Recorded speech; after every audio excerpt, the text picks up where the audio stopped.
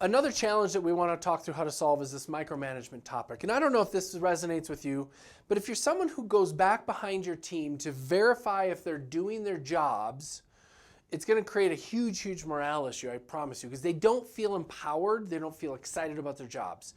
So the question becomes, how do we get out of that? And that's a hard one because there's a reason why you fell into the position in the first place. Maybe you were really OCD about wanting things perfect. Maybe your team just wasn't performing to a high enough level. So I guess the first question I would ask relative to solving this is, obviously we should have already diagnosed it because we already discussed that, but do we need to elevate their training or their performance through training? If they're just not getting stuff right, what resources can we provide them to solve it? So first and foremost is, can we solve a training problem so they perform at a higher level? Secondly, I think would be to examine, do we have trust issues or OCD issues? Maybe we need to let go of some of this because maybe the spelling in the chart isn't that of paramount importance because no one's ever going to read it, right? Except you guys. So maybe if someone just spells things wrong, maybe we should let that go if all their other performance is great. Perhaps it's just flat out trust issues to where I want to see and verify everything. Now maybe instead of verifying, I would rather, instead of teaching micromanagement, I would rather teach macromanagement. To me, macromanagement is there's a set of metrics that are important to me in the performance of your job. And instead of me going and verifying you're doing it, I want you to bring them to me. You know, I'll give you an easy illustration. We had an office once that hired us relative to, I think the first topic that came up was cash flow. Cash flow is really, really tight. So we started looking at their past due insurance claims, and it was just a disastrous mess. And so we set the bar at there are no past due insurance claims over 60 days. Period. End of story. And then what we did is we trained the person on how to solve it, and then we asked them on a monthly basis to come back and report to the doctor on how well it was working. What was exciting to see is the person who was in charge of this was so excited at how much they cleaned it up that when we would walk into the office, all of a sudden they were like, hey, I gotta show you, look how much I've cleaned up. And they were so excited to show the progress they made. We didn't have to go search for the information. They brought it to us. So the question becomes, can you switch from being a micromanager to a macromanager? Because maybe that gives you the information you're after, right? Maybe the challenge of why you're a micromanager is because you want information, and I'm not suggesting that you give up the information. I'm just suggesting you get the information in a different fashion through them bringing it to you.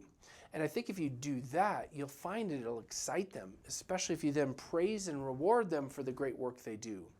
So there's ways to do it, but it's going to require you to first look in the mirror and go, okay, why in the world am I continuing to do this?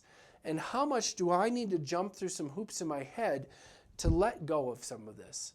I'm a big believer in you give people a rope, you ask them to climb it, or they'll hang themselves. And if they hang themselves and you're a micromanager because their performance just isn't good enough, perhaps you just need to make a change in that team member.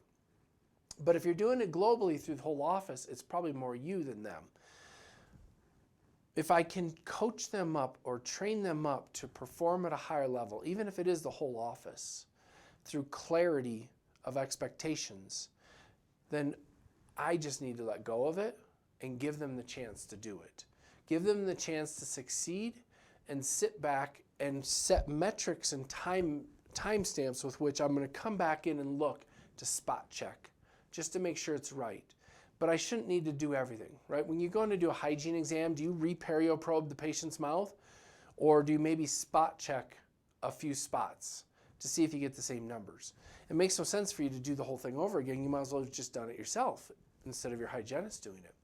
So it's just an illustration of spot checking, I think, is okay. Personally, I like even better having them bring me the information because I don't need to go do the homework behind them and create trust problems.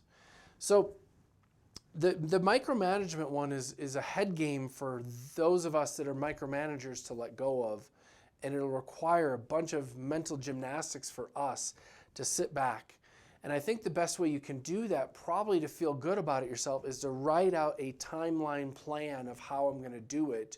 So you have something to hold yourself accountable to, and then have somebody, whether spouse, friend, or someone in the office, hold you accountable to make sure that you are in fact letting go of it. Because it could be just all you being a control freak. No offense, but that could be just what it is. And if we want to let it go and feel better and empower our team, we just might have to do some mental gymnastics to let that one go. But have a plan so you can stick to it, because if you're a micromanager, you're not going to do this without a plan.